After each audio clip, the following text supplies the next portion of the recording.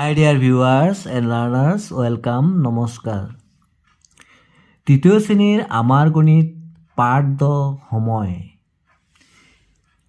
ইয়াত দিছে গৰমৰ বন্ধ বাইদেউ জুলাইৰ 1 তাৰিখৰ পৰা আমাৰ গৰমৰ বন্ধ আৰম্ভ হ'লে আমি মামাৰ ঘৰলৈ ফুৰিবলৈ যাম তাৰমানে মেমক কৈছে ছাত্ৰ-ছাত্ৰীসকলে হয় নেকি জুলাইৰ 1 তাৰিখ কি বাৰ হ'ব কেলেণ্ডাৰখন চোৱাচোন কেলেণ্ডাৰ চাব গৈছে কোন তাৰিখত কি বাৰ হ'ব আমি চাব নাজানো বাইদেউ কলেজ আমি নাজানো বুলি ইয়াত চোৱা তোমালোকে 2025 চনৰ কেলেণ্ডাৰটো ইয়াত দিছে 2025 চনৰ এই কেলেণ্ডাৰখন মন কৰা ইয়াত বছৰৰ 12টা মাহ আৰু 7 বাৰৰ উল্লেখ আছে প্ৰতিটো বাৰৰ বাবে তাৰিখবোৰ লিখা আছে জুলাই মাহৰ 1 তাৰিখটো কি বাৰ হ'ব চাওঁ আহা ইয়াত দিয়া আছে ধুনীয়াকৈ দিয়া আছে এইটো জানুৱাৰী ফেব্ৰুৱাৰী এইদৰে দিয়া আছে এটা জুলাই কোনটো জানুৱাৰী ফেব্ৰুৱাৰী মাৰ্চ এপ্ৰিল মে জুন জুলাই এইটো জুলাই তো জুলাই মাহৰ 1 তাৰিখটো কি বাৰ পৰিছে যে 1 তাৰিখটো কি বাৰ পৰিছে এতিয়া এইটো 1 তাৰিখটো এইটো একটো পুনৰ মনে গ'লে কি পাম আমি এই বাৰটো পাম হয় নাই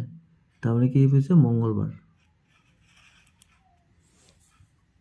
মৰমৰ ছাত্ৰ ছাত্ৰীসকল ইয়াৰ 2025 চনৰ কেলেণ্ডাৰখন চাওঁ আহা ইয়াত দিছে জানুৱাৰী ফেব্ৰুৱাৰী মাৰ্চ এপ্ৰিল মে জুন জুলাই আগষ্ট ছেপ্টেম্বৰ অক্টোবৰ নৱেম্বৰ ডিচেম্বৰ জুলাই মাহৰ 1 তাৰিখটোত গৰমৰ বন্ধ হ'লে কি বাৰ পৰিছিলে কৈছিলোঁ না মংগলবাৰ হয়নে এতিয়া আমি কেলেণ্ডাৰখন ঘেৰি দিয়া তাৰিখটো আৰু বাৰটো চোৱাচোন জুলাই মাহৰ 1 তাৰিখটো মংগলবাৰ হ'ব জুলাই মাহৰ 1 তাৰিখটো কি হৈছে মংগলবাৰ এতিয়া ওপৰত কেলেণ্ডাৰখন নিৰ্দেশনা অনুযায়ী কামখিনি কৰা 14 জানুৱাৰী 7 মাৰ্চ 2 অক্টোবৰ আৰু 22 ডিচেম্বৰ ৰঙা ৰং কৰা মৰমৰ ছাত্ৰ ছাত্ৰীসকল তোমালোকে 14 জানুৱাৰী 7 মাৰ্চ 2 অক্টোবৰ আৰু 22 ডিচেম্বৰ ৰঙা ৰং কৰিবা এই 14 জানুৱাৰীটো ক'ত আছে এইটো হ'ল 14 জানুৱাৰী তাৰপিছত দিছিলে 7 মাৰ্চ এইটো হ'ল মই এনে দাগ মাৰি দিছোঁ 14 জানুৱাৰী এইটো ৰঙা ৰং কৰিবা 7 মাৰ্চ এইটো ৰঙা ৰং কৰিবা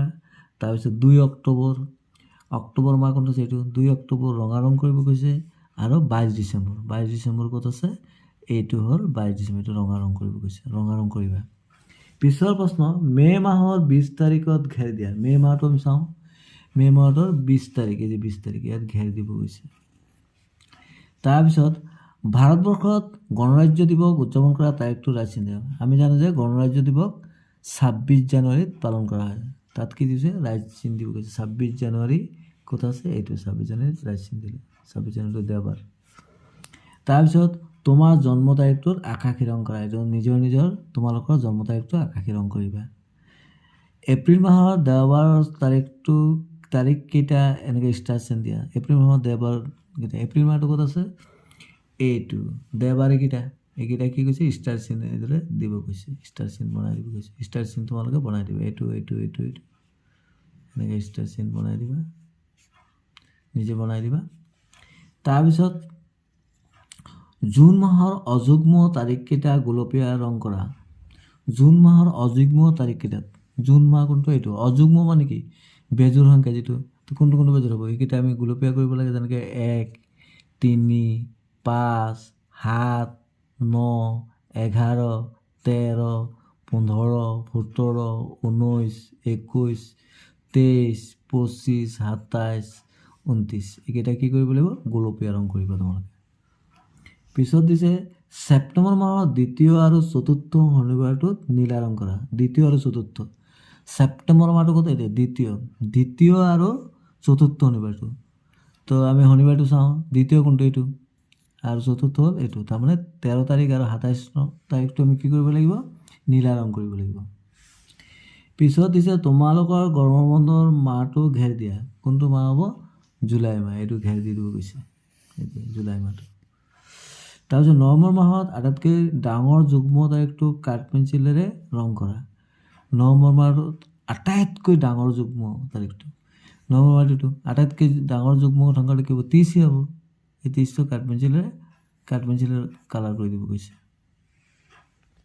ইয়াত আছে বছৰটোৰ কেইটামান উদযাপন দিৱসৰ তাৰিখবোৰ চাওঁ আহা কলাগুৰু বিষ্ণুপ্ৰসাদ ৰাভা দিৱস 20 জুন ৰাষ্ট্ৰীয় গণিত দিৱস 22 ডিচেম্বৰ লক্ষ্মীনাথ বেজবৰুৱা জয়ন্তী 14 অক্টোবৰ বিশ্ব স্বাস্থ্য দিৱস 7 এপ্ৰিল সুধাকণ্ঠ দিৱস 5 নৱেম্বৰ। বছৰটো এই দিৱসবোৰ মাহ অনুযায়ী একাদিক্ৰমে সজাও আহা। মাহ অনুযায়ী সজা কৈছে। তো প্ৰথমে কি মাহ আহে? প্ৰথমে এই মাহকেইটা জুন, ডিচেম্বৰ, অক্টোবৰ, এপ্ৰিল, নৱেম্বৰ ভিতৰত এপ্ৰিল আহিব। প্ৰথমে এইটো এপ্ৰিলত বিশ্ব স্বাস্থ্য দিৱস। 2 নম্বৰ এপ্ৰিলৰ পাছত কি হ'ব? এপ্ৰিল, মে'টো নাই, জুন আহিব, জুন। কলাগুৰু বিষ্ণু, ইয়াত লিখিবা তোমালোকে কলাগুৰু বিষ্ণুপ্ৰসাদ ৰাভা দিৱস। কলাগুৰু বিষ্ণুপ্ৰসাদ ৰাভা দিৱস। 3 নম্বৰটো, তাৰপিছত জুন হৈ গ'ল, তাৰপিছত জুলাইতো নাই, আগষ্ট নাই, ছেপ্টেম্বৰ নাই, অক্টোবৰ আছে, 14 অক্টোবৰটো হ'ব, অক্টোবৰ। তাৰপিছত লিখিবা লক্ষীনাথ বেজবৰুৱা জয়ন্তী, অক্টোবৰ গ'ল। তাৰপিছত নৱেম্বৰত কি আছে? এইটো সুধাকণ্ঠ দিৱস। তাৰপিছত আহিব সুধাকণ্ঠ দিৱস। তাৰপিছত ডিচেম্বৰত কি আছে? ৰাষ্ট্ৰীয় গণিত দিৱস। এইদৰে তোমালোকে সজাই ল'বা। ইয়াত দিছে কেলেণ্ডাৰ চাবলৈ কৈছে, তাৰ পৰা যিকোনো 9টা তাৰিখ বৰ্গ আকৃতিত ল'বলৈ কৈছে। যেনেকৈ এনেকৈ বৰ্গ আকৃতিত লোৱা হ'ল 9টা তাৰিখ, 1, 2, 3, 4, 5, 6, 9 তাৰিখ। তাৰপিছত যোগ কৰি চাব কৈছে। এইদৰে যোগ কৰি চালে আমি যদি 1, 9 আৰু 17 যোগ কৰি কিমান পাম? 17ৰ লগত 9 যোগ কৰিলে কিমান পাম? 26 গ'লে 26 একে 27। ইয়াত আমি কি পাম? 27। তাৰপিছত ইয়াত কিমান? 9, 2, 11, 11 আৰু 16 কিমান হ'ব? 27। তাৰমানে আমি যোগ কৰি কিমান পাম? একেটা সংখ্যা পাম, 27 পাম। ঠিক সেইদৰে ইয়াত এইটো যেনেকৈ লৈছে এইটোতো লগ 12, 20, 28 কিমান হ'ব? এইটো 28, 2, 30, 40, 50, 60 হ'ব। তোমালোকে যোগ কৰি চাবা, গোটেইকেইটা 60 হ'ব। তোমালোকে বেলেগ সংখ্যা এইদৰে লৈ চাবা, এইটো লোৱা হ'ল আৰু এইটো লোৱা হ'ল। মৰমৰ ছাত্ৰ ছাত্ৰীসকল, ইয়াত এটা জন্মৰ প্ৰমাণ পত্ৰ দিয়া আছে। এইটো পঢ়ি পিনি আমি তলৰ প্ৰশ্নখিনি কৰিব লাগিব। ইয়াত কি দিছে? জন্মৰ প্ৰমাণ পত্ৰখন চাই তলৰ খালী ঠাইবোৰ পূৰ কৰোৱা। দিন, মাহ, বছৰ, আহিমতে অমলৰ জন্ম তাৰিখটো হ'ল 17/3/2018। হৈছে কি না? এতিয়া এইটো দিছে। এতিয়া এইটো হ'ল দিন, তাৰিখ, এইটো হ'ল মাহ, এইটো হ'ল বছৰ। এতিয়া অমল 2018 চনৰ কি মাহত জন্ম হৈছে? 3টো কোন মাহ? জানুৱাৰী, ফেব্ৰুৱাৰী, মাহ। 3টো কি মাহ? মাৰ্চ বুলি লিখিবা। মাৰ্চ মাহৰ 17 তাৰিখে জন্মগ্ৰহণ কৰিছিল। 2018 চনৰ 17 জুলাই তাৰিখে তেওঁৰ বয়স কিমান মাহ আছিল? এতিয়া 2018 চনৰ 17 জুলাইত তেওঁৰ কিমান মাহ বয়স আছিল? এতিয়া আমি চাব লাগিব। তো আমি যদি চাওঁ, ইয়াত জন্ম হৈছিল কিমান? মাৰ্চত। এপ্ৰিল, মে', জুন, জুলাই, তাৰমানে 4 মাহ। 2026 চনৰ 17 মাৰ্চ তাৰিখে অমলৰ বয়স হ'ব। 26 চনৰ 17 মাৰ্চত কিমান বয়স হ'ব? যিহেতু তেওঁ 18 চনত জন্ম হৈছে, 18 বছৰ কি হ'ব? 19, 20, 21, 22, 23, 24, 25, 26, তাৰমানে 8 বছৰ হ'ব।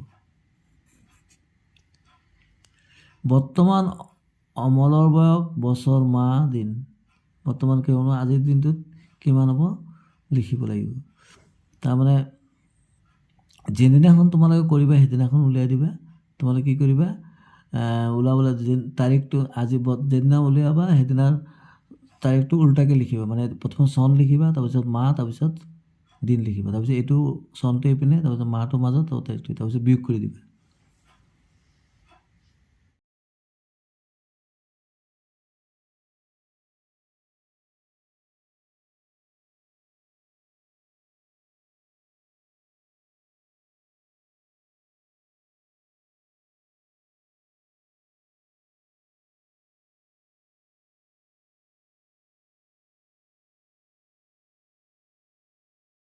মৰমৰ ছাত্ৰ ছাত্ৰীসকল, ইয়াত এটা বস্তু দেখুৱাৰ কাৰণে মই দেখুৱাইছোঁ। ফেব্ৰুৱাৰী মাহবোৰ 24 চনৰ, 25 চনৰ, 26 চনৰ, 27 চনৰ, 28 চনৰ, 29 চনৰ, 30 চনৰ, 31 চনৰ।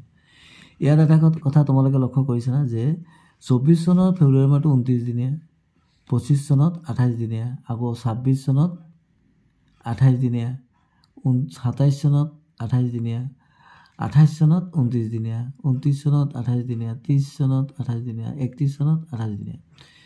তাৰমানে ফেব্ৰুৱাৰী মাহটো যি বছৰত 29 দিনীয়া হয় সেই বছৰটোক কি বুলি কোৱা হয়? অধিবৰ্ষ বুলি কোৱা হয়। তাৰমানে অধিবৰ্ষ বা লিপ ইয়েৰ বুলি কোৱা হয়।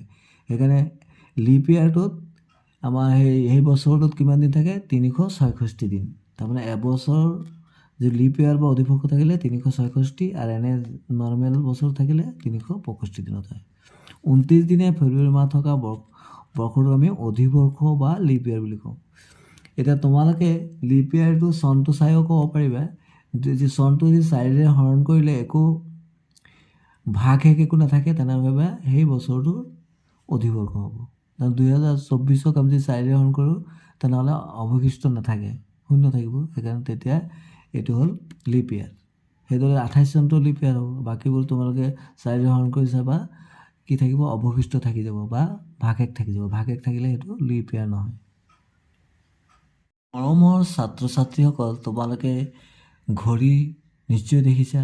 তোমালোকে ঘড়ী কিছুমানে চাবও জানা। এই যে ঘড়ীটো দেখিছা, এই যে দীঘল যিটো কাটা আছে এইটো কি বুলি কয়? মিনিটৰ কাটা। আৰু যিটো অকণমান সৰু আছে অলপ ডাঠ আছে এইটো কি বুলি কয়? ঘণ্টাৰ কাটা। তাৰমানে ঘণ্টাৰ কাটাটো 9ত আছে আৰু মিনিটৰ কাটাটো 12ত আছে, তাৰমানে 9টা বাজিছে।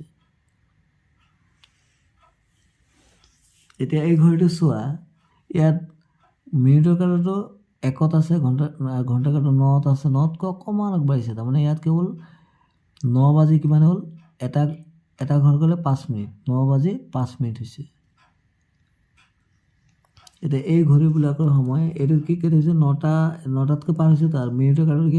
এটা ঘৰত 5টা, 5, 10, 15, 20, 25, 9টা 25। এতিয়া এই ঘড়ীটোত কেইটা বাজিছে? ঘণ্টাৰ কাটাটো ইয়াত আছে, মানে 10 আৰু 11ৰ মাজত আছে, মানে 10টাতকৈ বেছি বাজিছে। তাৰমানে কি হ'ল? 5, 10, 15, 20, 25, 30, 35, 40, তাৰমানে 40 মিনিট হৈ গৈছে। তাৰমানে 10 বাজি 40 মিনিট, 10 বাজি 40 মিনিট হৈ গ'ল। এইটো 3ত আছে, তাৰমানে কি? 5, 10, 15, 20, তাৰমানে 3টা বাজি 20 হৈ গ'ল, 3:20। এইটোত 4টাতকৈ বেছি আছে, ইয়াত আধাত আছে, মানে 5, 10, 15, 20, 25, 30, তাৰমানে 4টা 30, মানে 4:30। থেংকছ ফৰ ৱাচিং, ষ্টে কানেক্টেড। ইয়াৰ পৰৱৰ্তী ভিডিঅ'ত 130 পেজৰ পৰা বুজাবলৈ যত্ন ল'ব। Thank you so' much.